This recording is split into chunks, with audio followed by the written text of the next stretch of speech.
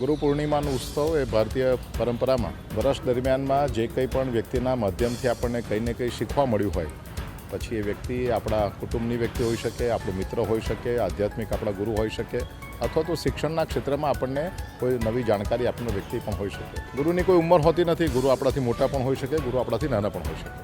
આજનો દિવસ એવો પાવન દિવસ છે કે જે દિવસે વર્ષ દરમિયાનમાં એમના માધ્યમથી આપણા જીવનમાં જે કંઈ પણ ફેરફાર થયો છે, બદલાવ આવ્યો છે, એને માટે એમની આજે આશીર્વાદ લેવાનો દિવસ છે. ત્યારે આજે દાપ્સ મંદિર એટલે કે અટલાદરા મંદિર ખાતે કોઠારી સ્વામીજી અને આજે અહીંયાના ભંડારી સ્વામીજી તેમને ખાસ આજે આશીર્વાદ માટે અમે સૌ પાર્ટીના કાર્યકર્તાઓ આવ્યા છે. વોર્ડ નંબર 12ના ભારતીય જનતા પાર્ટીના બંને મહામંત્રીશ્રીઓ, શિક્ષણ સમિતિના સભ્યશ્રીઓ અને વડોદરાના માન્ય ડેપ્યુટી મેયર ચિરાગભાઈ, વોર્ડ નંબર 11ના અમારા પ્રમુખ જયેશભાઈ, બધા જ આજે સાથે ઉપસ્થિત છે.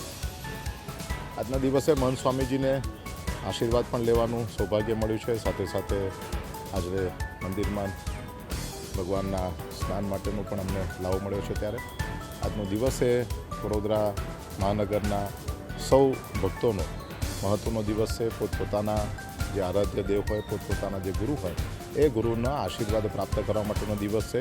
આજરોજ ગુરુ પૂર્ણિમાના પાવન દિવસે અટલાદરા સ્વામિનારાયણ મંદિરમાં અમારા સૌ કાર્યકર્તાઓ, શહેર પ્રમુખશ્રી જોડે અમે આશીર્વાદ લેવા માટે આવ્યા છીએ. ગુરુ પૂર્ણિમાનો દિવસ દરેક ભક્તો માટે ખૂબ જ મહત્ત્વનો હોય છે. જે પોતાના ગુરુના આશીર્વાદથી જીવનમાં આગળ વધતા હોય છે, તેઓ આજે ગુરુ પૂર્ણિમાના દિવસે ગુરુના આશીર્વાદ લેવા માટે દરેક ભક્તો પોતપોતાના ગુરુને મળવા જતા હોય છે.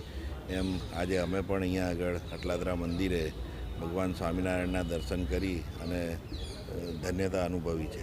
हमसे जुड़े रहने के लिए हमारे YouTube चैनल को सब्सक्राइब करें और नई वीडियो की नोटिफिकेशन के लिए बेल आइकॉन को दबाएं।